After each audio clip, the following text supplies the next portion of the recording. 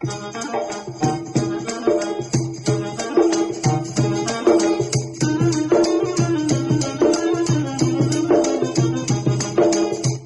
వాణి వ్యవసాయదారుల కార్యక్రమం.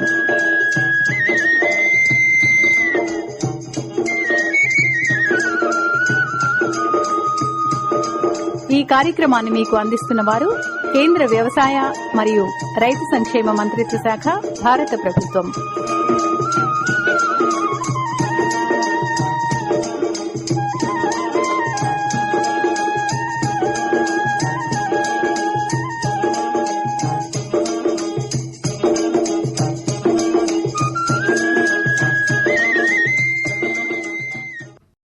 రైతు సోదరులకు నమస్కారం.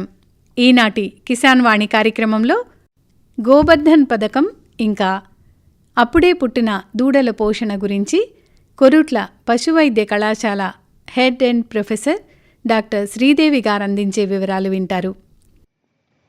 రైతు సోదరులందరికీ నా నమస్కారం. మనం ఇప్పుడు గోబర్ధన్ పథకం, దాని యొక్క లక్ష్యాలు, ప్రయోజనాల గురించి తెలుసుకుందాం. గోబర్ధన్ పథకం మరియు దాని ఏకీకృత రిజిస్ట్రేషన్ పోర్టల్ భారతదేశంలో బయోగ్యాస్ సిబిజి రంగాన్ని ప్రోత్సహించడం మరియు పెట్టుబడులను ప్రోత్సహించడం మరియు స్థిరమైన వృద్ధిని నడపడానికి ప్రభుత్వ నిబంధనను ప్రదర్శిస్తాయి. మనం ఇప్పుడు గోబర్ధన్ పథకం గురించి తెలుసుకుందాం. భారత ప్రభుత్వం ప్రారంభించిన గోబర్ధన్ పథకం దాని ఏకీకృత రిజిస్ట్రేషన్ పోర్టల్ కోసం వార్తల్లో ఉంది. ఇది బయోగ్యాస్ సిబిజి కంప్రెస్డ్ బయోగ్యాస్ రంగంలో పెట్టుబడి మరియు భాగస్వామ్యాన్ని అంచనా వేయడానికి ఒక స్టాప్ రిపోజిటరీగా పనిచేస్తుంది. పశువుల పేడ మరియు వ్యవసాయ అవశేషాల వంటి సేంద్రియ వ్యర్థాలను బయోగ్యాస్ సిబిజి మరియు బయో ఎరువులుగా మార్చడం ఈ పథకం యొక్క ముఖ్య లక్షణం. తద్వారా వృత్తాకార ఆర్థిక వ్యవస్థ మరియు వ్యర్థాల నుండి సంపద ఉత్పత్తిని ప్రోత్సహిస్తుంది. ఇప్పుడు మనం గోబర్ధన్ పథకం యొక్క వివరాలను తెలుసుకుందాం. మొదటిగా దాని యొక్క లక్ష్యం గురించి తెలుసుకుందాం. గోబర్ధన్ పథకం అనేది వ్యర్థాలను సంపదగా మార్చడంపై దృష్టి సారించిన భారత ప్రభుత్వం యొక్క గొడుగు కార్యక్రమం. ఇది బయోగ్యాస్ సిబిజి బయో సిఎన్జి ప్లాంట్లను ఏర్పాటు చేయడానికి, స్థిరమైన ఆర్థిక వృద్ధిని నడపడానికి మరియు వృత్తాకార ఆర్థిక వ్యవస్థను ప్రోత్సహించడానికి బలమైన పర్యావరణ వ్యవస్థను నిర్మించడం లక్ష్యముగా పెట్టుకుంది. విజన్. ఇప్పుడు గోబర్ధన్ పథకం యొక్క విజన్ గురించి తెలుసుకుందాం. ఈ పథకం 2070 నాటికి వృత్తాకార ఆర్థిక వ్యవస్థ, వ్యర్థాల నుండి సంపద ఉత్పత్తి మరియు నికర సున్నా ఉద్గారాలను సాధించాలనే ప్రభుత్వ దృష్టికి అనుగుణంగా ఉంది. ఇది స్థిరమైన అభివృద్ధిని ప్రోత్సహించడం, ఆరోగ్యం మరియు శ్రేయస్సును మెరుగుపరచడం, స్వచ్ఛమైన నీరు మరియు పారిశుధ్యాన్ని అందించడం మరియు నిర్ధారించడం లక్ష్యంగా పెట్టుకుంది. అమలు చేసే ఏజెన్సీ గురించి తెలుసుకుందాం. జలశక్తి మంత్రిత్వ శాఖ ఆధ్వర్యంలోని department of drinking water and sanitation DDWS Gobardhan పథకాన్ని అమలు చేయడానికి నోడల్ డిపార్ట్మెంట్. గోబర్ధన్ పథకం యొక్క ఏకీకృత రిజిస్ట్రేషన్ పోర్టల్ ఇటీవలే ప్రారంభించిన పోర్టల్ భారతదేశంలో బయోగ్యాస్ సిబిజి ప్రాజెక్టుల కోసం ఒక ప్రత్యేక రిజిస్ట్రేషన్ నెంబర్ను నమోదు చేయడానికి మరియు పొందేందుకు కేంద్రీకృత వేదికగా పనిచేస్తుంది. బయోగ్యాస్ సిబిజి బయో సిఎన్జి ప్లాంట్లను ఏర్పాటు చేయాలనుకునే ప్రభుత్వం, సహకార మరియు ప్రైవేట్ సంస్థలు, భారత ప్రభుత్వ మంత్రిత్వ శాఖలు మరియు విభాగాల నుండి వివిధ ప్రయోజనాలు మరియు మద్దతును పొందేందుకు ఆ పోర్టల్లో నమోదు చేసుకోవచ్చు. గోబర్ధన్ పథకం యొక్క లక్షణాలను మనం తెలుసుకుందాం. సేంద్రియ వ్యర్థాలను ఉపయోగించడం ద్వారా సంపద మరియు శక్తిని ఉత్పత్తి చేయడం గోబర్ధన్ పథకం యొక్క ప్రాథమిక లక్ష్యం. Waste to energy scheme, SATAT scheme, SBMG phase 2 agri infrastructure fund మరియు animal husbandry infrastructure development fund వంటి వివిధ మంత్రిత్వ శాఖలు మరియు డిపార్ట్మెంట్ల క్రింద వివిధ కార్యక్రమాలని ఈ పథకం కలిగి ఉంటుంది. ఈ పథకం భారతదేశ వాతావరణ కార్యాచరణ లక్ష్యాలకు దోహదం చేయడం, ఇంధన భద్రతను అందించడం, వ్యవస్థాపకతను మెరుగుపరచడం, గ్రామీణ ఉపాధిని సృష్టించడం, ఆరోగ్య ఫలితాలను మెరుగుపరచడం మరియు స్థిరమైన అభివృద్ధిని ప్రోత్సహించడం లక్ష్యంగా పెట్టుకుంది. ఇప్పుడు మనం గోబర్ధన్ పథకం యొక్క ప్రయోజనాలను తెలుసుకుందాం. ఆర్థిక వ్యవస్థ వివిధ బయోగ్యాస్ ప్రాజెక్టులు, నమూనాలు మరియు కార్యక్రమాల కోసం ఒక కన్వర్టెంట్ విధానం ద్వారా గ్రామీణ ఆర్థిక వ్యవస్థను బలోపేతం చేయడం. ODF ప్లస్ లక్ష్యాలు.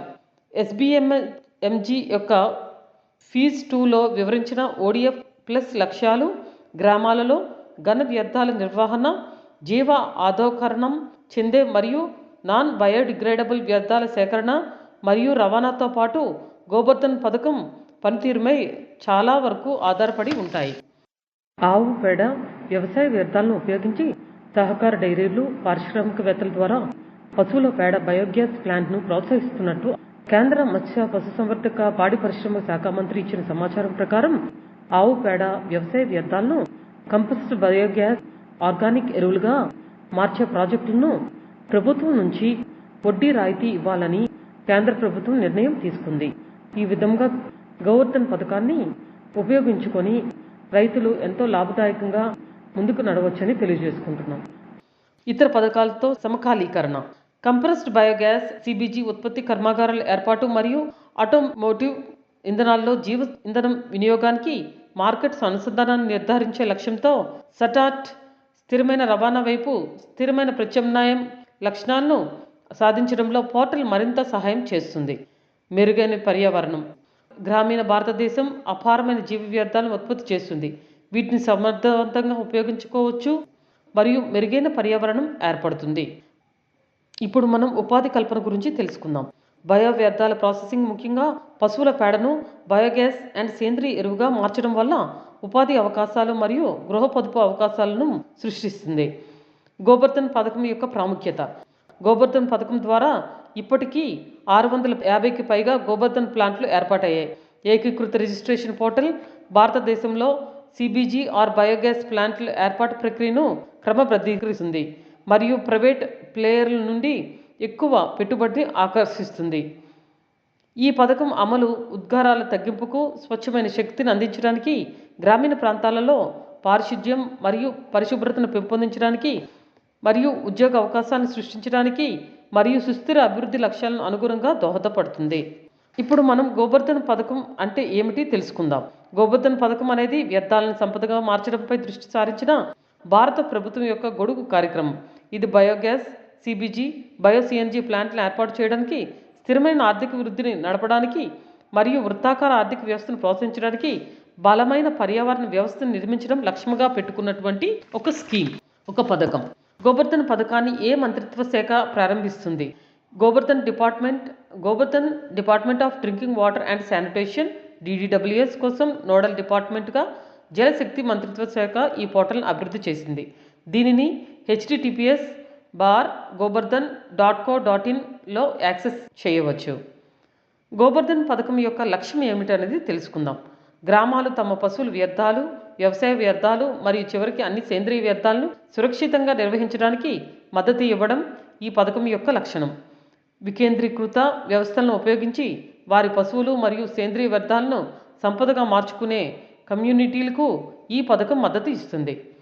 కాబట్టి రైతు సోదరులందరూ ఈ పథకం గురించి, గోబర్ధన్ పథకం గురించి, వాటి లక్ష్యాలు, ప్రయోజనాల గురించి తెలుసుకొని ఈ యొక్క పథకాన్ని మీరు ఉపయోగించుకోవాల్సిందిగా కోరుచున్నాం. దూడలు మరియు బడ్డల యాజమాన్యం మరియు సంరక్షణ గురించి ఇప్పుడు తెలుసుకుందాం. నేటి దూడలే రేపటి పాడి పశువులు. దూడలు మంచి మందను వృద్ధి చేసుకోవడానికి దోహదపడతాయి. కాబట్టి దూడలను శాస్త్రీయ పద్ధతిలో పోషించినట్లయితే వాటిని మంచి పాడి పశువులుగా అభివృద్ధి చేసుకోవచ్చు. దూడల పోషణ తల్లి గర్భంలో ఉన్నప్పటి నుంచే ప్రారంభం అవుతుంది. కావున 6 మాసాల నుండి ఈనే వరకు తల్లి పశువుకు అదనముగా దానా ఇవ్వాలి. ఇలా చేయడం వల్ల బలంగా, ఆరోగ్యముగా ఉండే దూడలు పుడతాయి. దూడ పుట్టిన వెంటనే తీసుకోవాల్సిన జాగ్రత్తలు తెలుసుకుందాం. దూడ పుట్టిన వెంటనే ముక్కు మరియు నోటిలో నుండి జిగురు పొరలను తుడిచి శుభ్రం చేయాలి. ఈనగానే తల్లి దూడ శరీరాన్ని నాకి శుభ్రం చేస్తుంది. లేని పక్షంలో శుభ్రమైన వరిగడితో గాని లేదా గోని పట్టాతో గాని దూడ శరీరంపై మెల్లగా రుద్ది శుభ్రం చేయాలి.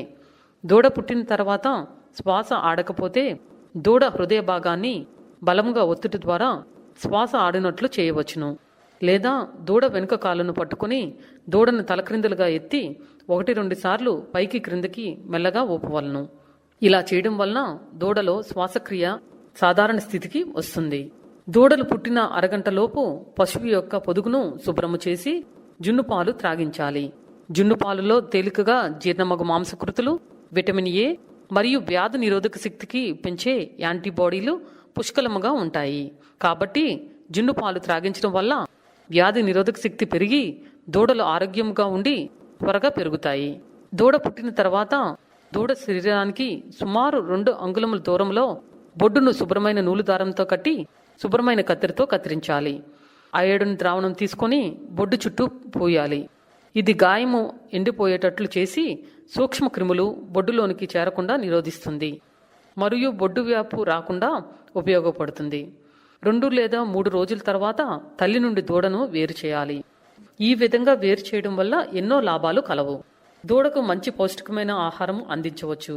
తల్లిపాలు ఎక్కువగా అవడం వల్ల దూడలలో కలిగే తెల్లటి పారుడు వ్యాధిని నివారించవచ్చును.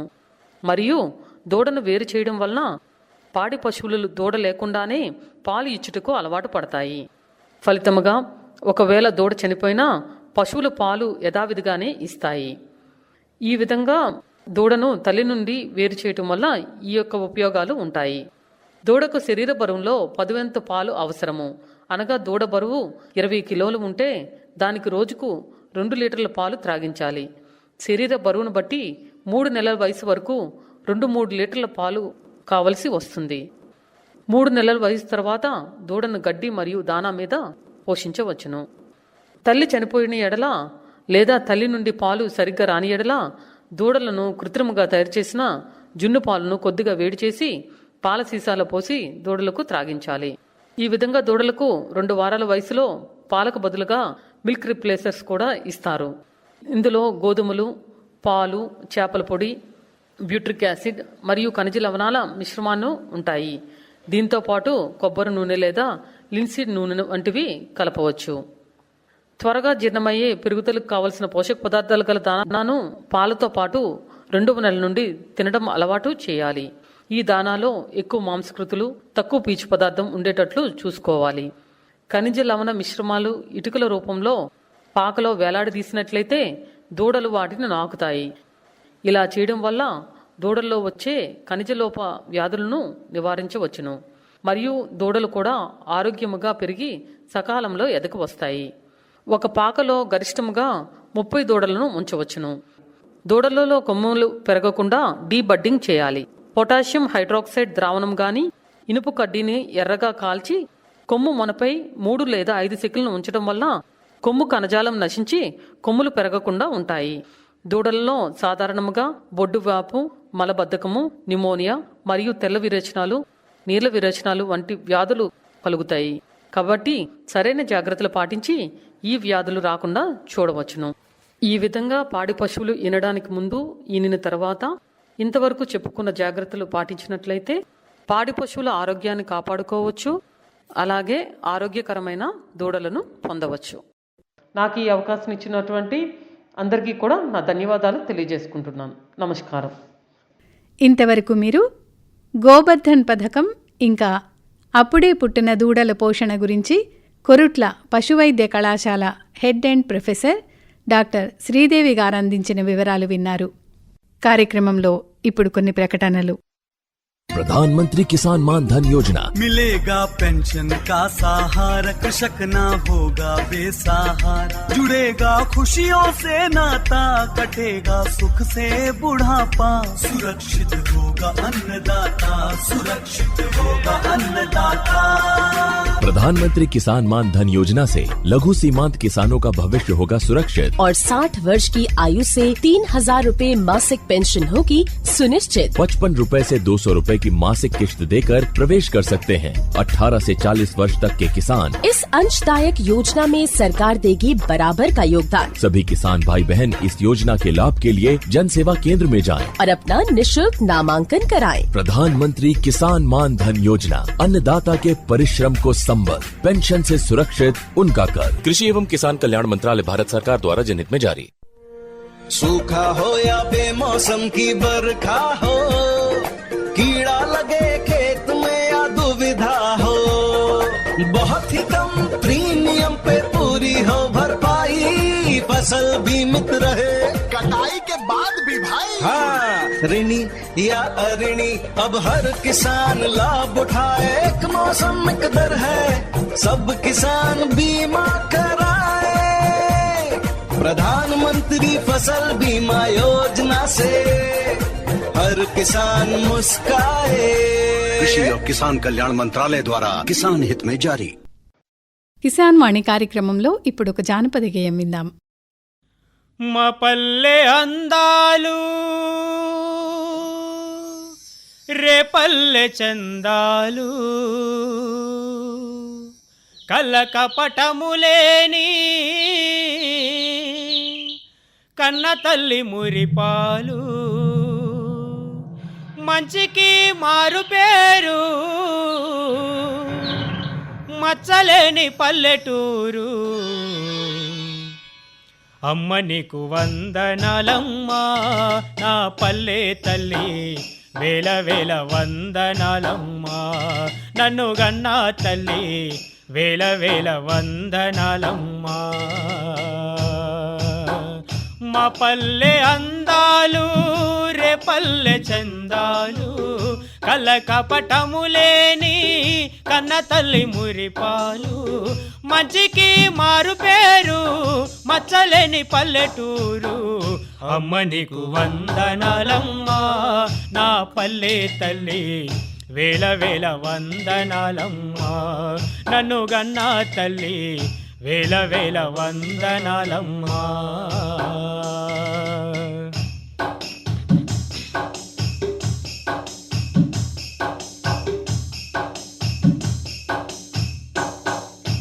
కోడి కూతే నా పల్లెకు అలారమ్మురా, పాడి ఆవు పాలే మరి పలారమ్మురా. కోడి కూతే నా పల్లెకు అలారమ్మురా, పాడి ఆవు పాలే మరి పలారమ్మురా. పచ్చని పైరులు పాడి పంటలతో, పచ్చని పైరులు పాడి పంటలతో మురిసిపోయేటి మురిపాల కొమ్మరా, వెలిగేటి వెన్నెలమ్మరా నా పల్లె తల్లి, జానపద కూనలమ్మరా నన్ను గన్నా తల్లి, జానపద కూనలమ్మరా. జానపద గేయం విన్నారు కదా. ఇప్పుడు వాతావరణ వివరాలు. హైదరాబాద్ వాతావరణ కేంద్రం నుండి వచ్చిన సమాచారం ప్రకారం ఈరోజు జిల్లాలో అక్కడక్కడా తేలికపాటి వర్షం కురిసే అవకాశం ఉంది. రానున్న 5 రోజుల్లో జిల్లాలో పగటి ఉష్ణోగ్రత 42 నుండి 43 డిగ్రీల సెల్సియస్ మరియు రాత్రి ఉష్ణోగ్రత 28 నుండి 29 డిగ్రీల సెల్సియస్ మధ్య నమోదు కావచ్చు. గాలిలోని తేమ ఉదయం 43 నుండి 52% మరియు మధ్యాహ్నం 9 నుండి 14% మధ్య ఉండవచ్చు. నైరుతి దిశ నుండి గాలులు సరాసరి గంటకు 6 నుండి 13 కిలోమీటర్ల వేగంతో వీచే అవకాశం ఉంది. వాతావరణ వివరాలు విన్నారు. కార్యక్రమంలో ఇప్పుడు మేలుకో రైతన్న, రైతులకు కొన్ని సూచనలు వింటారు. మేలుకో రైతన్నా మేలుకో, మేలుకో రైతన్నా మేలుకో. భారతదేశానికి వ్యవసాయం వెన్నెముక లాంటిది. మన దేశంలో వ్యవసాయంపై ఆధారపడి 65% ప్రజలు జీవిస్తున్నారు. ఎన్నో కష్టనష్టాల కోర్చి రైతులు వ్యవసాయం సాగిస్తున్నారు. వ్యవసాయం లాభసాటిగా ఉండాలంటే రైతులు ఆధునిక వ్యవసాయ పద్ధతులు, సరైన ప్రభుత్వ సమాచారాన్ని అందిపుచ్చుకోవాలి. దీనికి తోడు సరైన విత్తనాలు, ఎరువులు, సకాలంలో విద్యుత్తు, పంటలకు నీరు, పంట దిగుబడులకు తగినట్లు పంటల ధరలు ఉండాలి. వాటితో పాటుగా ఇవన్నీ సమకూర్చుకోవటానికి రైతులు ఆర్థికంగా బలోపేతం కావాలి. రైతులు పంటలు పండించడానికి అవసరమయ్యే ఖర్చుల కోసం బ్యాంకులు వివిధ రకాల రుణాలు అందజేస్తూ ఉంటాయి. రైతులు వాటికి సంబంధించిన వివరాలు తెలుసుకుని తగిన లబ్ధిని పొందాలి. మన రాష్ట్ర ఆర్థిక వ్యవస్థకు వ్యవసాయమే కీలకం. అన్నపూర్ణ లాంటి మన రాష్ట్రంలో రైతులను బలోపేతం చేయటానికి, పంటల ఉత్పాదకతను పెంచటానికి, ముఖ్యంగా ఆహార ధాన్యాల ఉత్పాదకతను పెంచటంతో పాటు రైతుల ఆదాయం పెంచటం ప్రభుత్వం యొక్క ముఖ్య ఉద్దేశం. రైతుల వ్యవసాయ అభివృద్ధి కోసం రాష్ట్ర ప్రభుత్వం వ్యవసాయ అనుబంధ శాఖల ద్వారా వివిధ పథకాలను అమలుపరుస్తోంది. రైతులకు చేకూరే లాభం, ప్రయోజనాలు ఆయా పథకాల్లో వివరంగా నిర్దేశించబడతాయి. ఒకే రకమైన వ్యవసాయ పనికి ఒకే తరహా లబ్ధిని వేరువేరు పథకాల ద్వారా చేకూర్చటం సాధ్యమే. వివిధ వ్యవసాయ పథకాలను, వాటిలో ఉన్న ఆర్థిక ప్రమాణాలను రైతులు విపులంగా తెలుసుకోవాలి. రాయితీలకు సంబంధించిన అనుమానాలను నివృత్తి చేసుకోవాలి. వివిధ పథకాలకు సంబంధించిన నియమాలు, ప్రమాణాలు సులభంగా అర్థమయ్యేట్లుగా వ్యవసాయ అధికారులను అడిగి తెలుసుకోవాలి. ఇంకా చెప్పాలంటే నేల ఆరోగ్యం, ఎరువులు, విత్తనాలు, సస్యరక్షణ, నీటిపారుదల, విస్తరణ, శిక్షణ, పంట రుణాలు, బీమా, వ్యవసాయ యాంత్రీకరణ, ఉద్యాన మార్కెటింగ్ విభాగాలు ఇలాంటివి ఎన్నో అంశాలు. అలాగే ప్రతి అంశంలో 3 విభాగాలను రైతులు గమనించాలి. ముందుగా ఏం చేయాలి, చేకూరే లబ్ధి ఎలాంటిది, ఎవరిని అంటే ఏ అధికారిని సంప్రదించాలి. ఈ విషయాలను వ్యవసాయ శాఖ, ఉద్యాన శాఖ, మార్కెటింగ్ శాఖల కార్యాలయాల్లో పొందాలి.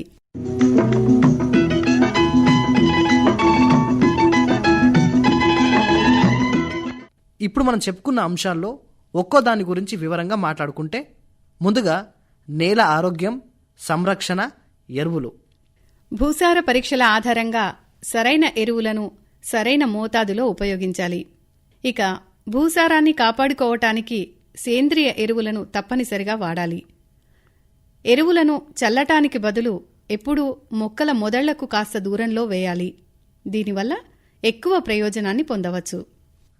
భాస్వరం ఎరువులను సమపాలల్లో సరిగ్గా వినియోగించాలి.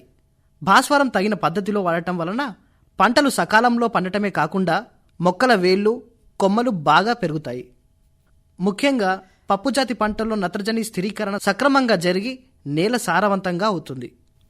ఆమ్ల స్వభావ నేలలను సరిచేయటానికి సున్నం, చౌడు నేలను సరిచేయటానికి జిప్సం వినియోగించాలి. భూసారాన్ని పెంపొందించుకోవటానికి పచ్చిరొట్ట ఎరువులను వాడుకోవాలి.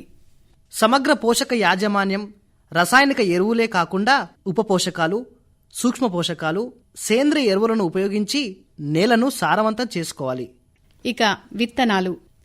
మన వాతావరణ పరిస్థితులకు అనుకూలంగా సిఫారసు చేసినటువంటి విత్తన రకాలనే వేసుకోవాలి. నిర్దేశించిన విధంగా విత్తన మోతాదును, మొక్కల మధ్య దూరాన్ని పాటించాలి. 3 ఏళ్లకొకసారి గోధుమ, వరి, బార్లీ, పప్పు ధాన్యాల్లో కందిని వదిలి నూనె గింజల్లో కుసుమ, ఆవాలు, పొద్దుతిరుగుడు మినహాయించి మొక్కజొన్న మొదలైన వాటి విత్తనాలను మార్చాలి. కంది, కుసుమ, ఆవాలు, పొద్దుతిరుగుడు విత్తనాలను 2 ఏళ్లకు ఒకసారి మార్చాలి. హైబ్రిడ్, బీటీ విత్తనాలను ప్రతి ఏడాది మార్చుకోవాలి. ఎప్పుడైనా ధృవీకరించిన విత్తనాలను అనుమతించిన సంస్థల నుండే కొనుగోలు చేయాలి. విత్తనాలను పొడి, శుభ్రమైన, చల్లని ప్రదేశాల్లో నిల్వ చేసుకోవాలి. ఇక విత్తన శుద్ధి తప్పకుండా పాటించాలి. విత్తుకునే ముందు స్వచ్ఛత, నాణ్యత, మొలక శాతాలను పరీక్షించుకోవాలి. ఇక నీటిపారుదల. సరైన సాగు పద్ధతులను పాటించి నేలను, నీటిని సంరక్షించుకోవాలి. చెక్ డ్యాంలు, కుంటలు నిర్మించుకొని వర్షపు నీటిని సద్వినియోగం చేసుకోవాలి. వివిధ పథకాలకు సంబంధించిన సమాచారాన్ని రైతులు వారి ప్రాంతాలకు అనుకూలమైనటువంటి సాంకేతికతకు సంబంధించిన సమాచారాన్ని పొందవచ్చు. ఇక కేంద్ర ప్రభుత్వం, ప్రసార భారతి సంయుక్తంగా వ్యవసాయ విస్తరణలో ప్రసార మాధ్యమాల సహకారం అనే పథకం ద్వారా రాష్ట్రంలో దూరదర్శన్, ఆకాశవాణి కేంద్రాల సహకారంతో రైతు నేస్తం, కిసాన్ వాణి వంటి వ్యవసాయ కార్యక్రమాలను ప్రసారం చేస్తున్నాయి. రైతులకు అవసరమైన సలహాలు, సూచనలు, సందేహాల నివృత్తి కోసం దగ్గరలో ఉన్న కిసాన్ కాల్ సెంటర్ను సంప్రదించాలి. వ్యవసాయ సంబంధిత సమాచారాన్ని ఎప్పటికప్పుడు రైతులు ఇంటర్నెట్ ద్వారా పొందవచ్చు. అలాగే సంబంధిత వ్యవసాయ అధికారిని గాని, జిల్లా ఆత్మ డైరెక్టర్ను గాని సంప్రదించవచ్చు.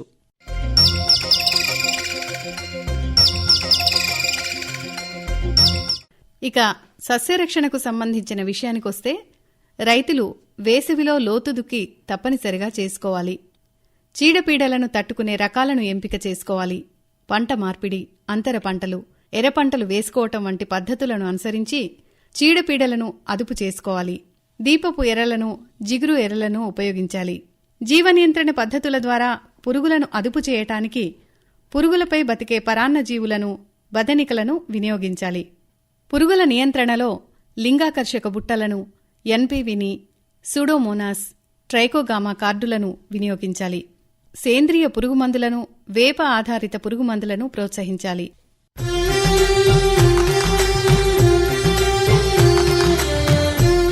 ఇక వ్యవసాయ యాంత్రీకరణ విషయానికొస్తే పంట ఆధారంగా కమతాలకు తగినట్లు సరైన యంత్రాలను, పరికరాలను ఉపయోగించాలి.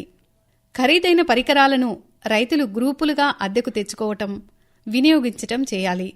వనరులను పరిరక్షించుకోవాలి. Zero till, seed drill, laser land leveller, rotavator లాంటి పరికరాలను వినియోగించాలి. కృషి విజ్ఞాన కేంద్రాలు, శిక్షణా సంస్థల ద్వారా వ్యవసాయ పరికరాలను పరీక్షించడం, యంత్ర పరికరాల నిర్వహణ, సర్వీసింగ్, వాటిని సరిగ్గా ఉపయోగించటము నేర్చుకోవాలి.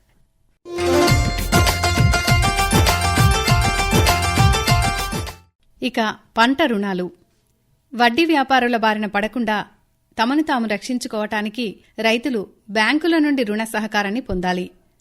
రాష్ట్ర వ్యాప్తంగా రైతుల పంట రుణాలు, టర్మ్ రుణాల అవసరాలు తీర్చడానికి వాణిజ్య బ్యాంకు, ప్రాంతీయ గ్రామీణ బ్యాంకులు, సహకార రుణ సంస్థలు అందుబాటులో ఉన్నాయి.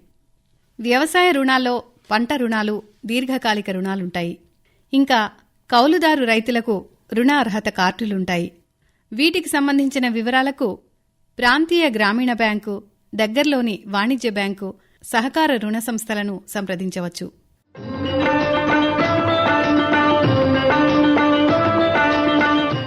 ఇక ఉద్యాన శాఖ.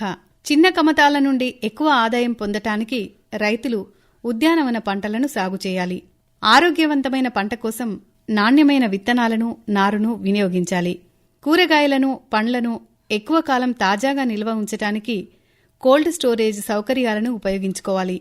అధిక లాభాలు సాధించడానికి పంట కోత, శుభ్రం చేయటం, గ్రేడింగ్, ప్రాసెసింగ్, ప్యాకింగుల్లో మేలైన ఆధునిక పద్ధతులను అనుసరించాలి. సీజన్ కాని సమయాల్లో కూరగాయలను గ్రీన్ హౌస్లో పండించాలి.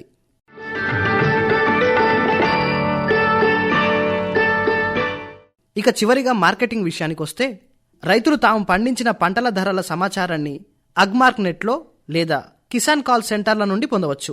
మార్కెటింగ్ విషయంలో రైతు సోదరులు తగిన జాగ్రత్తలు తీసుకోవాలి. అంటే పంట కోత, మార్పిడి పనులను సరైన సమయంలో చేపట్టాలి. పంట దిగుబడులను అమ్మే ముందు సరైన ధరను పొందటానికి గ్రేడింగ్, ప్యాకింగ్, లేబులింగ్ సరిగ్గా చేయాలి.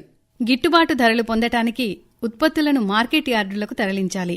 పంట ఇతర కాలంలో పంట దిగుబడులపై గరిష్ట లాభాలు సాధించటానికి నిల్వ చేసుకోవాలి. ఉత్పత్తులను నష్టాలకు అమ్ముకోకూడదు. మంచి మార్కెట్ సదుపాయాల కోసం రైతులు గ్రూపులుగా ఏర్పడి మార్కెటింగ్ సహకార వ్యవస్థలను రూపొందించుకోవాలి. మార్కెటింగ్ శాఖకు సంబంధించి వివిధ పథకాలున్నాయి. వాటి వివరాల కోసం సంబంధిత మార్కెటింగ్ శాఖ అధికారిని సంప్రదించాలి. మనమింతవరకు ఎన్నో అంశాలను గురించి మాట్లాడుకున్నాం. రైతు సోదరులు కేంద్ర, రాష్ట్ర ప్రభుత్వాలు అమలు చేస్తున్న పథకాలను గురించి తెలుసుకుని తగిన లబ్ధి పొందుతారని, మంచి దిగుబడులతో దేశ ఆర్థిక వ్యవస్థ పటిష్టం కావటానికి వారి వంతు సహకారాన్ని అందించగలరని మనసారా కోరుకుందాం. ఇక సెలవా మరి. జై జవాన్, జై కిసాన్. మేలుకో రైతన్నా మేలుకో, మేలుకో రైతన్నా మేలుకో. ఇంతవరకు మీరు మేలుకో రైతన్న, రైతులకు కొన్ని సూచనలు విన్నారు. ఈ కార్యక్రమాన్ని మీకు అందించిన వారు కేంద్ర వ్యవసాయ మరియు రైతు సంక్షేమ మంత్రిత్వ శాఖ, భారత ప్రభుత్వం. ఈనాటి కిసాన్ వాణి వ్యవసాయదారుల కార్యక్రమం ఇంతటితో సమాప్తం.